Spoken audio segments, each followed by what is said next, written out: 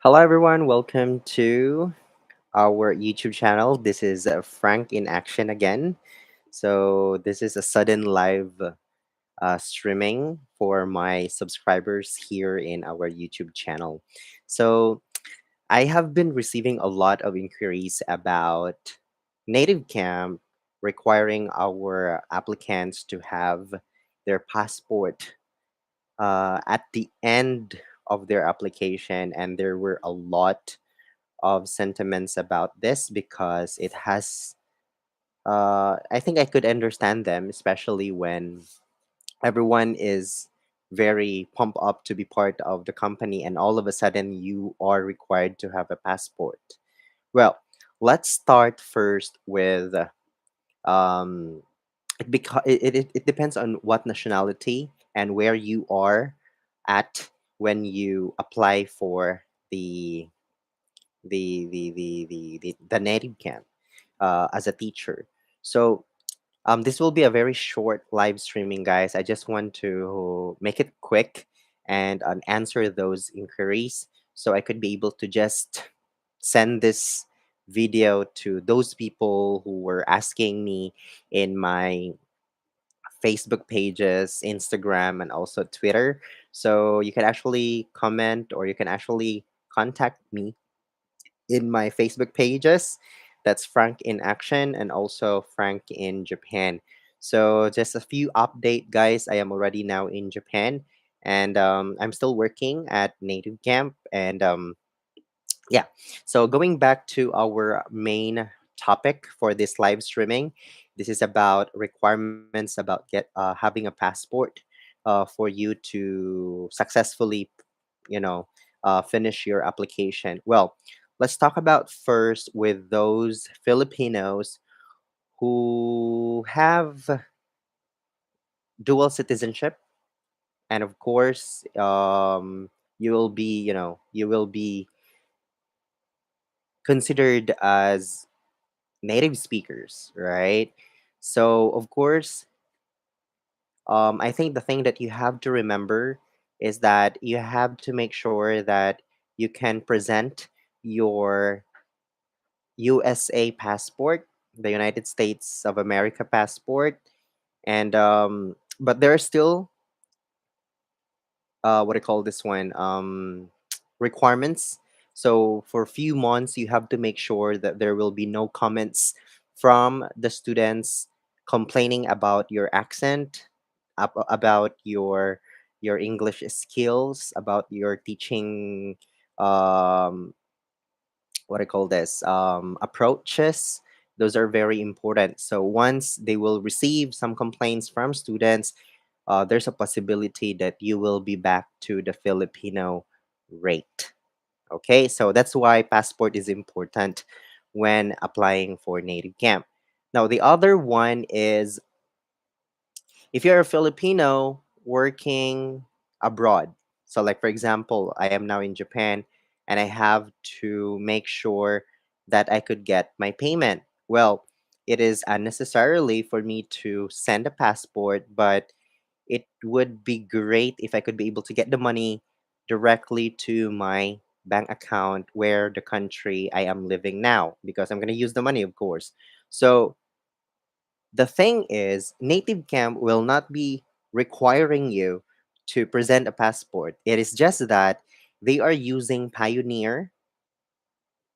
If you are familiar with that, Pioneer, Pioneer.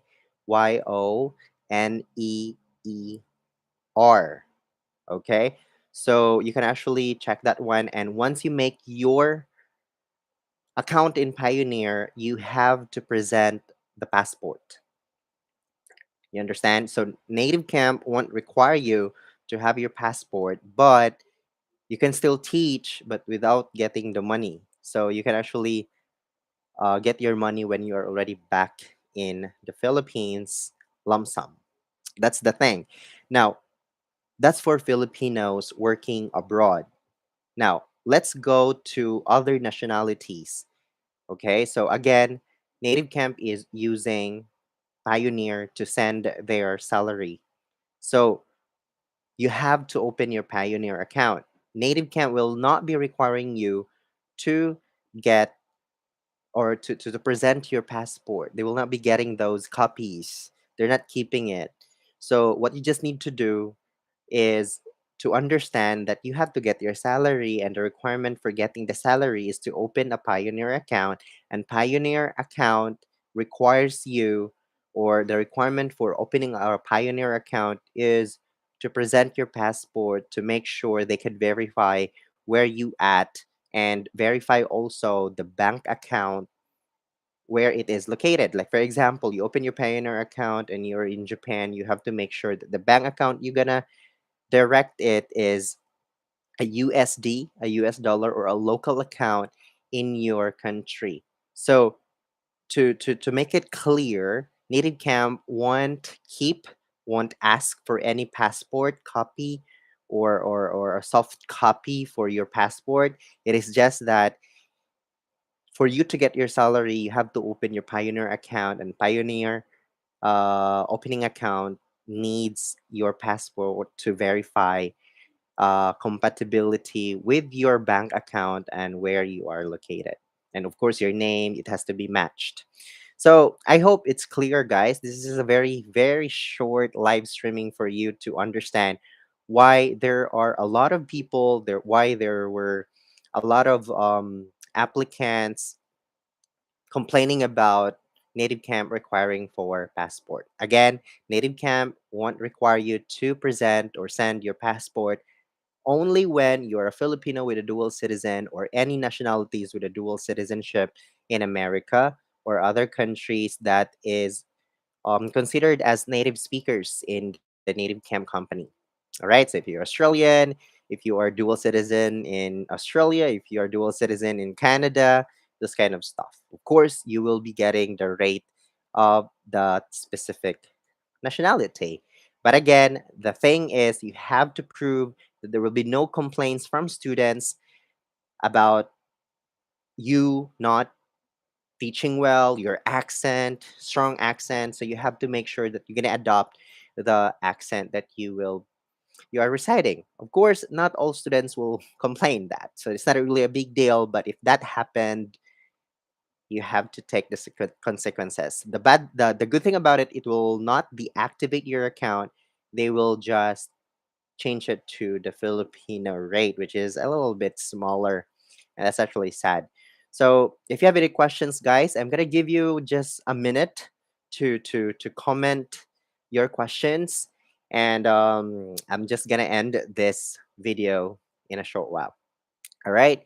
So thank you so much, by the way, for watching this very um out of a very sudden live streaming. I just found that there were a lot of inquiries about this stuff. All right, so shout out to Jumel Bag. Oh, good evening to you. Thank you so much for watching. I'm very, very happy that you take time to watch this video, and I hope this give you a clear gist about the issue about Native Camp asking for passport copies, this kind of stuff. So if you have any friends or anyone commenting in your Facebook, um, issues about Native Camp asking for passport, just make sure to send this one. All right, so this one, magagamit po ba ang experience sa Native Camp para mag-apply sa JET program? Well, JET program, guys, that's a very good program, guys, for you to become an ALT teacher here in Japan. And um, for me, there are Native Camp teachers whom I know who become a JET teacher. So she is now processing her her she already what I call this able to pass the JET program.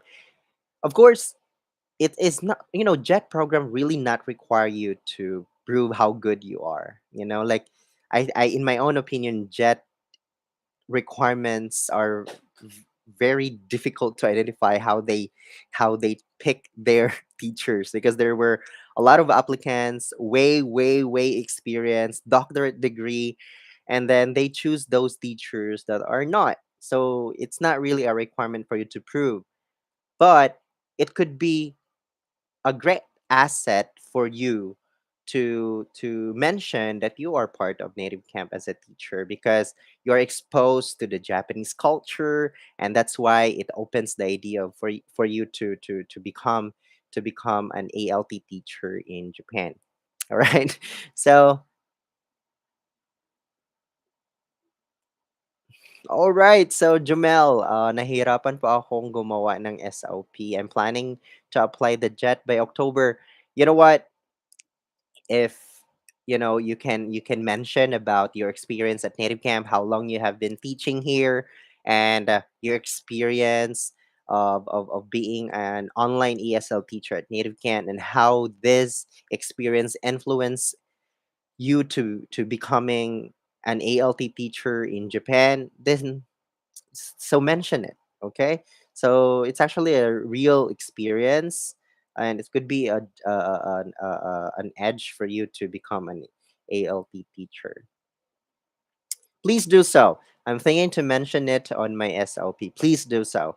I know someone who is already part of JET, and she is now going to Japan for the training, and she's already part of JET program. So oh my God. Please let me know, Jomel Bagao. Please let me know. Send me a message. Go to my Facebook page if what happened to your JET application. I'm very, very curious about, or I'm very interested to be part of the JET program too. But since I have the ability to not to come here in Japan without being part of JET, I'm gonna give that chances to those people who can come here in Japan through JET program. So it's going to be very difficult, I know, and I'm not really confident to be part of JET. But if there were no choices or options for me to come here in Japan, I would really, really apply for JET program. That's a very good experience. Win or lose, there will be another year for you to be part of JET program. They will never stop finding a teacher for you.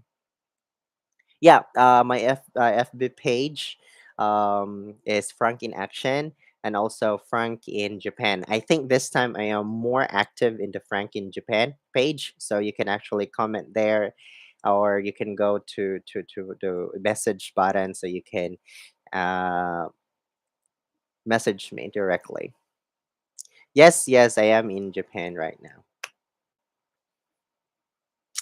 All right, so I think no questions about the passport issue. So I'm so glad that everyone was able to understand what's the real thing about requiring teachers to send their passport. Again, for native camp, they don't ask for passport just to verify where you are. Only when you are a dual citizen to those countries that are considered as native speakers. Of course, native camp gives high rate for English native speaker teachers. So that's the reason that they have to verify that. But please take note that once you're a dual citizen and with the accent that you have, as long as there's no complaint, it's okay. There's no complaint from students, that would be okay. And only when you are outside the Philippines, if you are an OFW, or if you are working abroad and you want to teach at native camp, that's the thing that you have to make sure that you have your passport ready. And I think it would be very easy for you anyway. Um, you have to make your Pioneer account. So that's the reason why you have to have your passport. And for those teachers from other countries, native camp don't send money in PayPal anymore, so they use Pioneer. It's more it's faster actually. So that's the reason why they use Pioneer. So please take note that when you open a Pioneer account, you can get your salary uh every 25th and 10th. However, you have to make sure that the amount of money that you have is more than or at least $100. So If it is less than $100, you cannot withdraw that money. So you have to wait for the next month or for the next 15 days and get your money again. And then once it's already $100, then that's the time you can get your salary. You can just wire transfer it directly to your local account or local bank account. All right.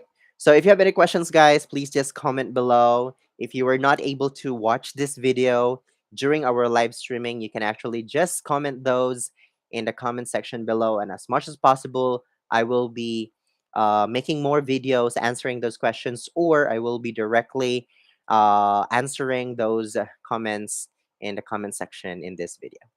All right, again, for 15 minutes, that's our live streaming for tonight.